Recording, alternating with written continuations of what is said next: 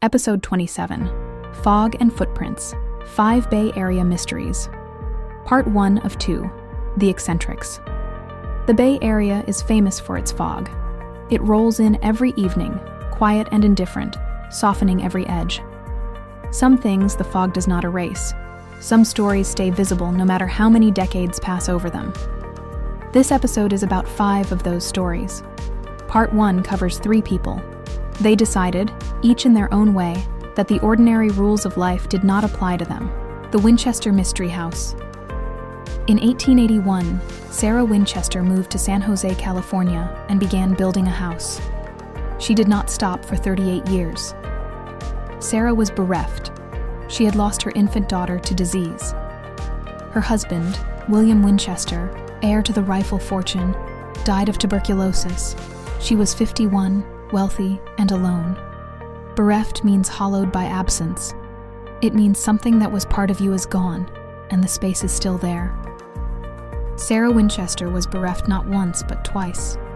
She responded the only way that seemed to make sense to her. She hired carpenters, and she told them never to stop. The drive to build was insatiable. Insatiable means the need cannot be filled. No amount is enough. Sarah paid her carpenters $7 a day, nearly double the going rate, and required them to work 7 days a week, around the clock. For 38 years, the house was under constant construction. She never gave the architects a blueprint. She would sketch a room on a napkin, hand it to the foreman, and move on to the next one. The house was not being built.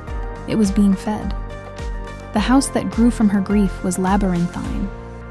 Labyrinthine means resembling a labyrinth, intricate, winding, impossible to navigate. From the ancient Greek labyrinthos, the legendary palace on Crete, built to contain the Minotaur. The word now describes anything that winds back on itself, where the exit is never where you expect. The Winchester Mystery House earns it. 160 rooms, 40 staircases, 2,000 doors. Some stairs rise through 7 levels and end at the ceiling. Some doors open onto exterior walls. One window was built into the floor, looking down into the room below. Tour guides still lose their way inside it. The house was also extravagantly ornate. Every surface held something. Tiffany art glass windows, gold leaf ceilings, hand-carved paneling in every corridor. Sarah had a documented preference for the number 13. 13 hooks in every closet, 13 steps to each staircase. 13 panes in every window that could fit them. The decoration was not tasteful restraint. It was accumulation. Every detail was unmistakably idiosyncratic. Idiosyncratic means peculiar to an individual, distinctive in an unusual or odd way. The Winchester Mystery House is idiosyncratic in this precise sense. The 13s, the stairs to ceilings, the seance room at the center of the house, reachable only through a certain sequence of 3 secret doors. These are not architectural accidents. They are the fingerprint of a single grieving mind, built in wood and glass, at enormous expense for nearly 4 decades. And Sarah herself was famously reclusive. Reclusive means avoiding the company of other people, choosing solitude. She refused almost every visitor. She wore a veil outdoors. She dined alone, served by staff instructed not to look at her directly. Her neighbors rarely glimpsed its owner. In San Jose, she was an eccentric figure even by the standards of Gilded Age California, building a monument to grief in secret, behind a veil, for 38 years. When she died in September 1922, construction stopped that same day. Mid-nail, the workers said. She left no note, no instructions, no explanation. The house stands in San Jose today, drawing 300,000 visitors a year, and it has never been fully mapped. Emperor Norton. In 1859, a man walked into the offices of the San Francisco Daily Evening Bulletin and submitted a short proclamation. It began, "At the peremptory request and desire of a large majority of the citizens, I, Joshua Norton, formerly of Algoa Bay, declare and proclaim myself Emperor of these United States." The newspaper published it. What followed was one of the most quixotic careers in American history. Quixotic comes from Don Quixote. the 17th century Spanish novel in which a man convinced himself he was a knight, and rode out to tilt at windmills. To call something quixotic is to say it is idealistic past the point of practicality. Joshua Norton had lost his entire fortune attempting to corner the San Francisco rice market. He vanished for a few years. He emerged as an emperor. Quixotic is the most accurate word available. San Francisco found him completely charming. Norton was flamboyant in every sense of the word. He dressed every day in a blue military uniform, with gold epaulets, a plumed hat, and a walking cane with an ivory handle. He issued imperial decrees.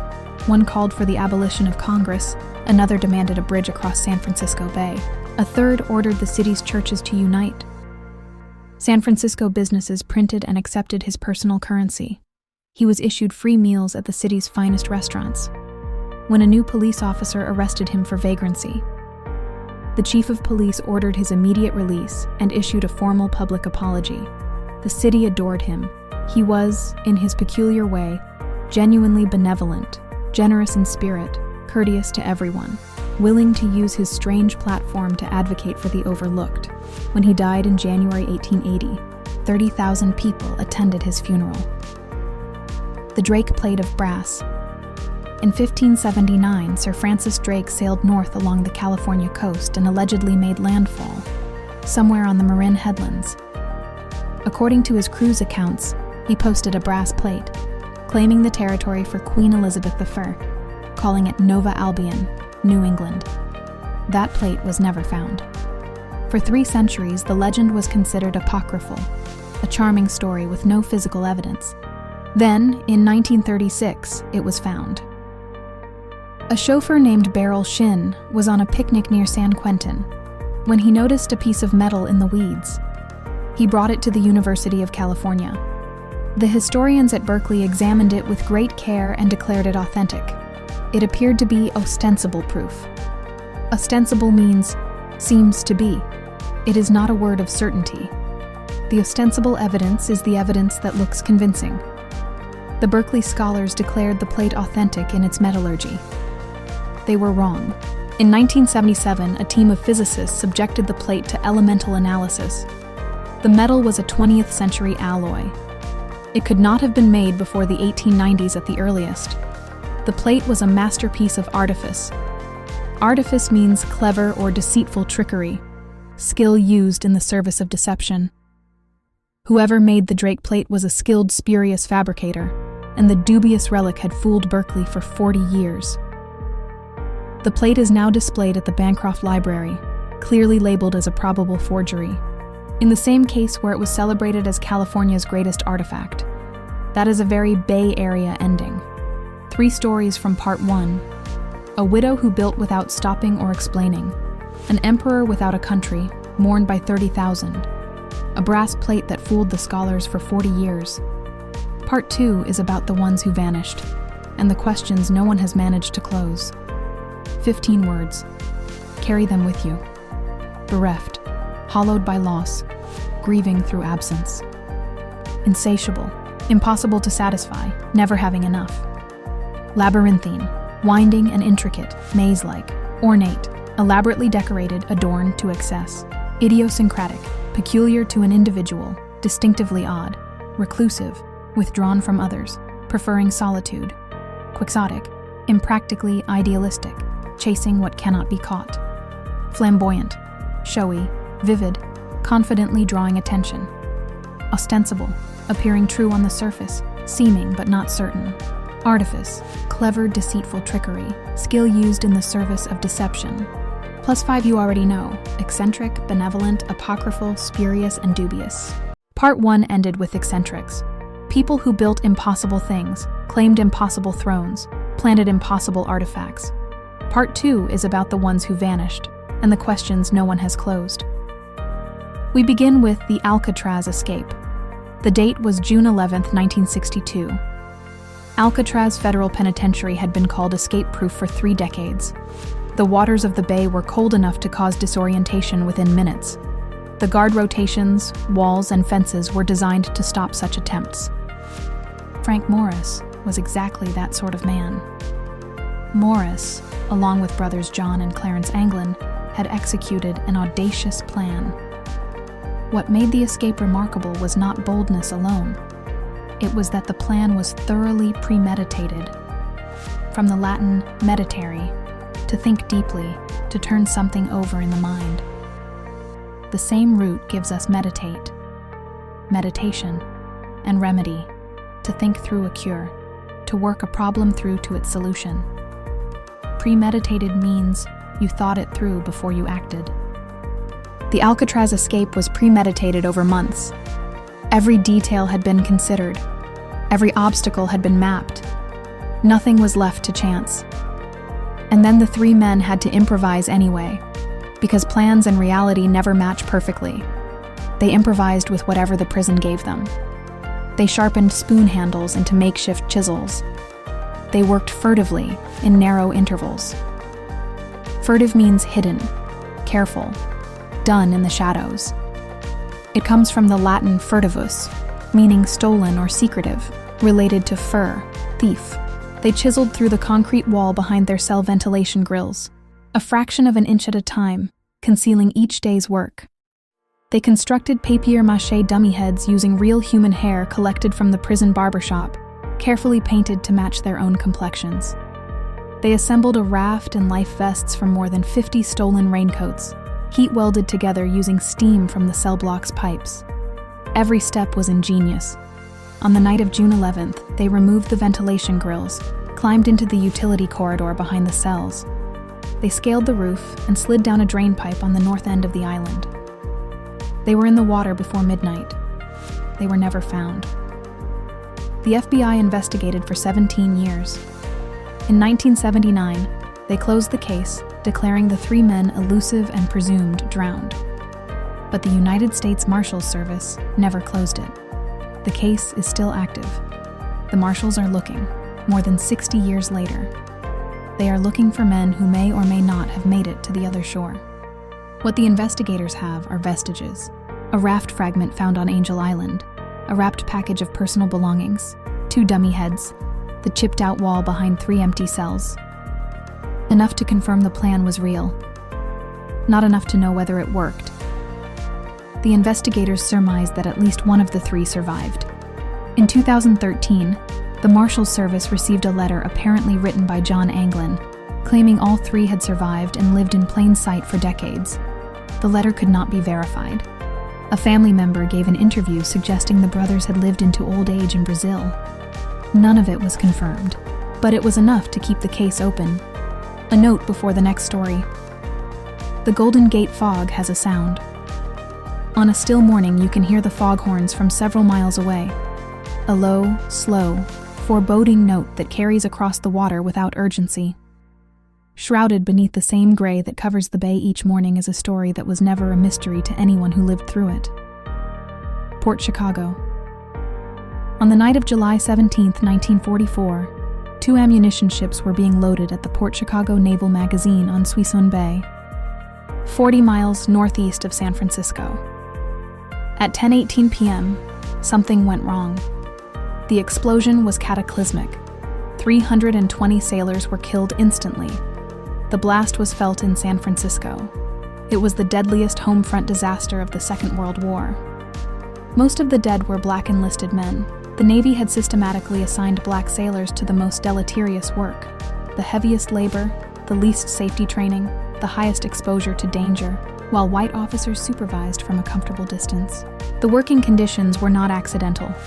They were the result of a policy that valued certain lives less than others. 3 weeks after the explosion, 258 black sailors refused to return to the docks. They said the conditions were unsafe. They said the Navy had not addressed what caused the disaster. They said they were afraid. The Navy court-martialed 50 of them for mutiny. The charge was egregious. Thurgood Marshall, then a lawyer for the NAACP, attended the court-martial and called it a farce. 50 men were convicted. They served time in military prison. The felony conviction left an indelible mark on each man's record. Indelible comes from the Latin in, not, plus delere, to wipe out, to delete. Something indelible cannot be deleted. The same root that gives us delete also gives us indelible, and they sit at opposite ends. The court-martial conviction was indelible. It followed each man for the rest of his life, marked in his service record, attached to his name. For 80 years the conviction stood. Then, in 2024, the Navy acted. The Navy moved to exonerate the Port Chicago sailors. Text overlay: exonerate, ABI, to officially absolve someone from blame or criminal charge, to clear of responsibility against a background of a formal military document. To exonerate is to say, the charge should not stand, the record needs to be corrected, this person deserved better from us. The Port Chicago exoneration came 80 years after the court-martial. For most of the men, the clearing was posthumous. Text overlay: posthumous, humus, Latin, earth, ground, humble, humility, exhume, inhume, human, against a background of rich, dark earth. From the Latin humus, earth or ground. Posthumous means after someone has been returned to the ground. The same root gives us humble. Humility, exhume, to dig something out of the ground. Inhume, to place it in. And human, we too came from the earth and returned to it. There is something worth sitting with in this family. Humble and posthumous grow from the same root. Both have to do with what happens when the ground claims you. The Navy cleared the names of men who had already been in the ground for decades. Their families received the notification. It was the right thing to do. It was 80 years late.